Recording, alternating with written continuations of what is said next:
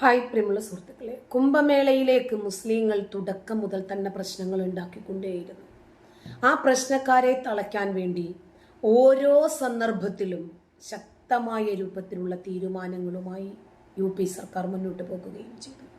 ആദ്യം തന്നെ ഷഹാബുദ്ദീൻ റിസ്വി ബറേൽവി അദ്ദേഹമാണ് യോഗി ആദിത്യനാഥിന് കത്തുകൊടുക്കുന്നത് കുംഭമേള നടത്തരുത്. അതിൻ്റെ റീസൺ അദ്ദേഹം എണ്ണി പറഞ്ഞിട്ടുണ്ടായിരുന്നു. ഇസ്ലാം മതം തകർന്നു പോകുന്നു. ഒരുപാട് മുസ്ലിങ്ങൾ, എത്രയെന്ന് വെച്ചാൽ ലക്ഷക്കണക്കിന് മുസ്ലിങ്ങൾ ഇസ്ലാം വിട്ട് സനാതന ധർമ്മം സ്വീകരിക്കാൻ തയ്യാറെടുക്കുന്നു. അതുകൊണ്ട് ഈ മതേതര രാജ്യത്ത് ഇസ്ലാം എന്ന മതത്തെ തകർക്കാൻ വേണ്ടി സംഘടിതമായിട്ടുള്ള ഒരു ശ്രമങ്ങൾ നടക്കുന്നതിൻ്റെ പേരിൽ യോഗി ആദിത്യനാഥ് കുംഭമേളയിൽ നിന്നും പിന്തിരിയാണ്.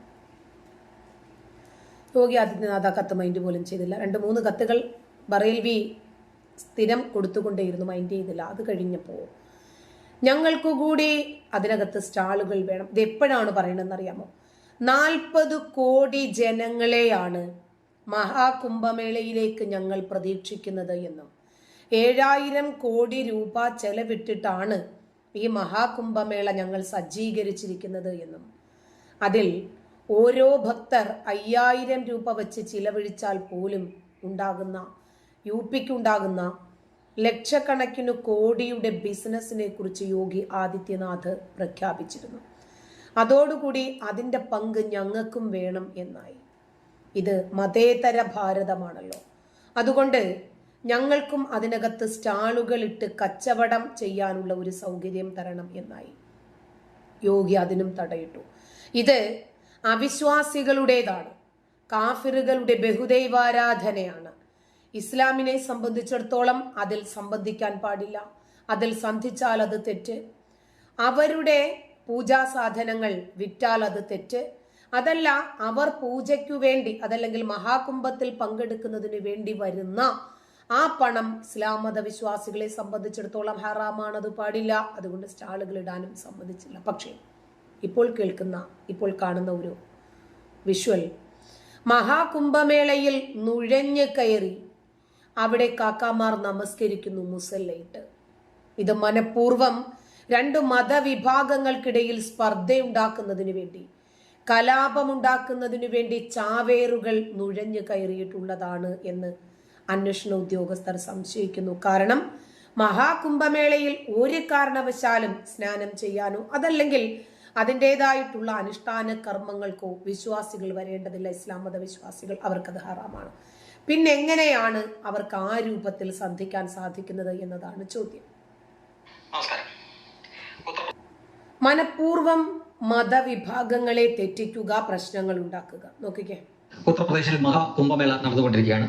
നമുക്ക് എല്ലാവർക്കും അറിയാവുന്ന പോലെ തന്നെ 144 വർഷത്തിൽ ഒരിക്കലാണ് ഈ മഹാകുംഭമേള നടക്കുന്നത്. കോടിക്കണക്കിന് ഭക്തരാണ് അവിടെ വന്ന് ഗംഗാ സ്നാനം ചെയ്യുന്നത് ഓരോ ദിവസവും. അപ്പോൾ അങ്ങനെ ഒരു സ്ഥലമാണിത്. അവിടെ പല സെക്ടറുകളായിട്ട് തിരിച്ചിട്ടുണ്ട്. അതിൽ സെക്ടർ 18 എന്ന് പറഞ്ഞ ആ സ്ഥലത്തേക്ക് പോകുന്ന വഴിയിൽ ഒരു മുസ്ലിം വിശ്വാസി, ഇസ്ലാം മതവിശ്വാസിയായിട്ടുള്ള ഒരാൾ നമാസ് ചെയ്യുന്ന ദൃശ്യങ്ങളാണ് ഈ കാണുന്നത്.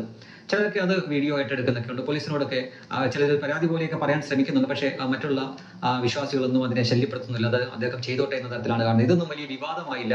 അവിടെ ഒച്ചപ്പാടോ ബഹളമോ അല്ലെങ്കിൽ ഇങ്ങനെ ചെയ്യുന്ന തങ്ങൾ ഒരു കൂട്ടം വിശ്വാസികളുടെ ഇടയിൽ ഒരു അന്യമതസ്ഥൻ വന്നിട്ട് അവന്റെ വിശ്വാസം അനുസരിച്ച് പ്രാർത്ഥിക്കുമ്പോൾ അത് ചോദ്യം ചെയ്യാനോ കയ്യേറ്റം ചെയ്യാനോ ഒന്നും അവിടെ ആരും പോകുന്നില്ല എന്ന് കാണാം. പ്രത്യേകിച്ച് നമ്മൾ മനസ്സിലാക്കണം, ഹജ്ജ് നടക്കുന്ന സന്ദർഭത്തിൽ ആരെങ്കിലും രാമജപം നടത്തിയാൽ എന്താകും?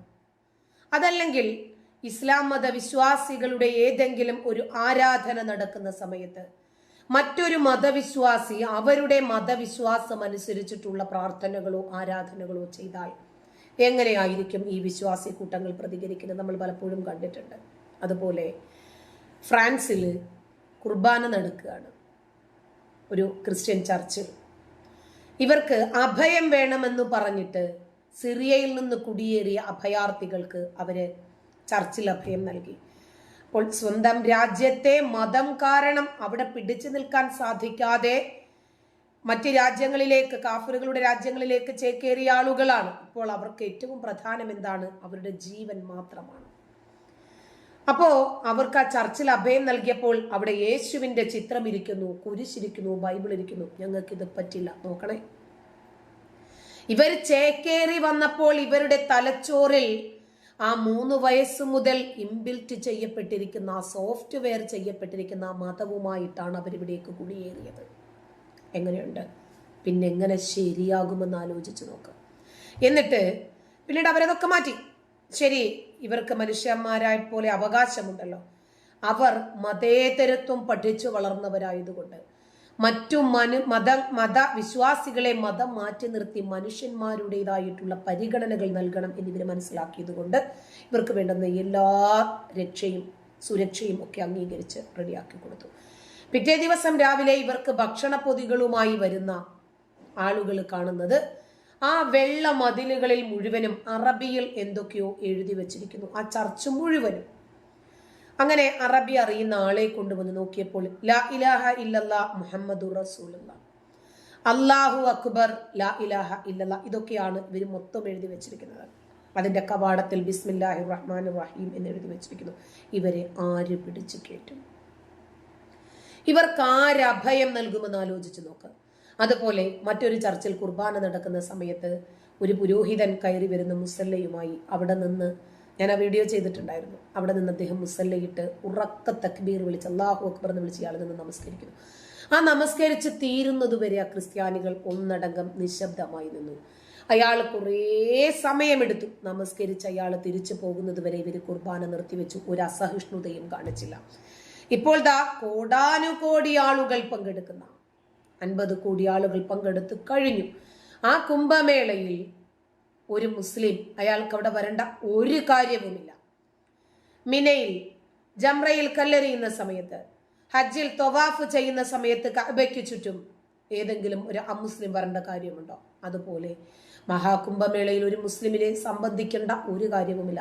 എന്നിട്ടും മനഃപൂർവ്വം പ്രശ്നങ്ങൾ ഉണ്ടാക്കുക എന്ന ലക്ഷ്യത്തോടു കൂടിയാണ് ആളവിടെ മുസല്ലയിട്ട് നമസ്കരിക്കുന്നത്. എന്നിട്ട് പോലും ഒറ്റ അമുസ്ലിങ്ങളും ഇവര് പറയുന്ന കാഫിറുകൾ, നരകത്തിന്റെ തീക്കുള്ളികൾ, അവരെ ഒരു ബുദ്ധിമുട്ടും ഉണ്ടാക്കാൻ പോയിട്ടില്ല.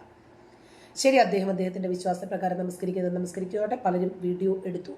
എന്നിട്ട് പലരും സൈനിക ഉദ്യോഗസ്ഥരോടും മറ്റ് സെക്യൂരിറ്റി ജീവനക്കാരോടും വോളണ്ടിയേഴ്സിനോടും ഒക്കെ പരാതി പറയുകയല്ലാതെ ഇദ്ദേഹത്തിന്റെ ആരാധനയെ തടസ്സപ്പെടുത്തിയിട്ടേയില്ല. കൂട്ടത്തിലുള്ള ആരോ ആണെന്ന് തോന്നുന്നു അദ്ദേഹത്തിന് തട്ടിപിടിച്ചത് പറയുന്നതല്ലാതെ മറ്റ് അവിടെ ആയിരക്കണക്കിനല്ല ലക്ഷക്കണക്കിന് ആളുകൾ അതിന്റെ ചുറ്റുമൊക്കെ ഉണ്ടെന്ന് നമുക്കറിയാം. പക്ഷേ ഒരു പ്രശ്നം ഉണ്ടായില്ല. നമ്മൾ ഇതുവരെ ഒരു ചാനലിലോ ഒരു വാർത്താ മാധ്യമത്തിലോ ഇങ്ങനെ ഒരു സംഭവം നടന്നതായിട്ടോ അതിന്റെ ചുറ്റിപ്പറ്റി പിന്നെ വിവാദമായതോ പ്രശ്നമായതോ ഒന്നും നമ്മൾ കേൾക്കുന്നില്ല. അതിന്റെ അർത്ഥം, ഇതിന്റെ പോസിറ്റീവ് വശം മാത്രം പറയാൻ ഞാൻ തൽക്കാലം താല്പര്യപ്പെടുന്നുള്ളൂ. കാരണം പോസിറ്റീവ് വശം എന്താണെന്ന് ചോദിച്ചു കഴിഞ്ഞാൽ, ഇങ്ങനെ ഒരു കാഴ്ച ഇന്ത്യയിൽ ഹൈന്ദവ വിശ്വാസികളുടെ ഇടയിൽ മാത്രമേ കാണാൻ സാധിക്കൂ. നിങ്ങൾക്ക് ഇതുപോലൊരു കാഴ്ച ഒരിക്കലും മെക്കയിൽ കാണാൻ സാധ്യമല്ല.